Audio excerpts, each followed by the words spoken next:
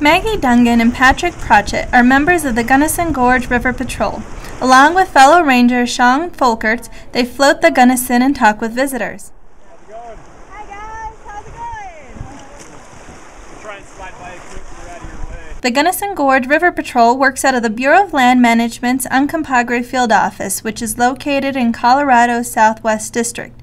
They are responsible for patrolling the lower Gunnison, San Miguel, and occasionally the Dolores rivers. River patrollers must have significant guiding experience as well as swiftwater rescue and medical training to work for the BLM. After 6 years of guiding full-time, Maggie became a river patroller. I think it was the next logical progression for me from being a guide, because I'd guided for a long time and it's kind of feeling like I wanted more responsibility and maybe wanted a different way to teach people. I felt like guiding, I was always trying to teach people about, you know, why we practice leave no trace. Where does your garbage go? You know, what's affecting the river right now? Are the fish alive? Are they dead? You know, things like that. And I felt like this job was a better opportunity to do that. The river's always going to need help, you know, being taken care of. So I think my relationship is more directly with the river now instead of just the tourists who are using it. Patrick became a river patroller after graduating with a degree in Parks and Recreation Management. I came from no background with rivers whatsoever. I had done scouting as a kid, and I enjoyed the outdoors. But I had previously gone to school for welding and mechanics, and that was the route that I was going to go in life until I spent the summer guiding here in Colorado, and I really fell in love with the river at that point. After graduating, the BLM offered Patrick a position that allows him to be on the river and make enough money to support his family. You know, unlike some of the other rangers that you might run into, I'm married, I do have a child on the way, and I needed something that would allow me to provide for my family, and I found out that by working for the federal government as a ranger, I could fulfill both those needs.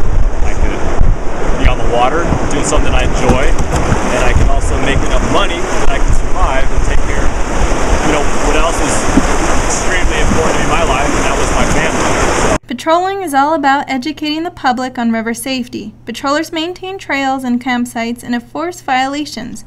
They need a lot of experience on the water and strong communication skills. I think the most important skill to have is just knowing how to work with people, especially strangers, you know, listening to them, being able to have a conversation with respect and still communicate what you need to get across about why we do things in this place the way we do, you know, why we need to take care of this place and how we actually do it. Because I think most of the people who come down here love the wilderness, love the river, but they don't always know why we take care of it the way we do. You know, that sometimes they think, yeah, I love the wilderness, I love the river, but they're still not following leave no trace principles, you know, and what are those leave no trace principles and why do we do them? So it's a lot about education and talking with people. This position also involves reporting the number of visitors and the kind of routes they use to access the Gunnison Gorge. Patrollers survey the Gorge's 23 campsites and various access trails to ensure they are clean. They also educate Gunnison Gorge visitors about leave no trace principles and scout out new potential campsites. We'll, if there's somebody there, we generally stop every time, at least say hello. We like to look at, make sure that they have the necessary equipment. They have a portable bathroom, that they're not making a fire. The Gunnison Gorge is a gold medal fishery that contains Class 3 rapids. Most of the visitors to this part of the gorge want to float the river and fish along the way. The consequences in here are pretty minimal, which makes it a great river for a lot of people. There's a lot of work to get in here to make it happen, but because of the pool drop style where you have a lot of calm stretches like this marina right now, it allows recovery time in the event of a mishap. So there's a lot of rivers in Colorado where that's not the case. In addition to exceptionally strong boating skills, Patrollers must be proficient in swiftwater rescue in order to help stranded boaters. Myself and Shawn, who's in the kayak ahead of us, the other ranger with us today,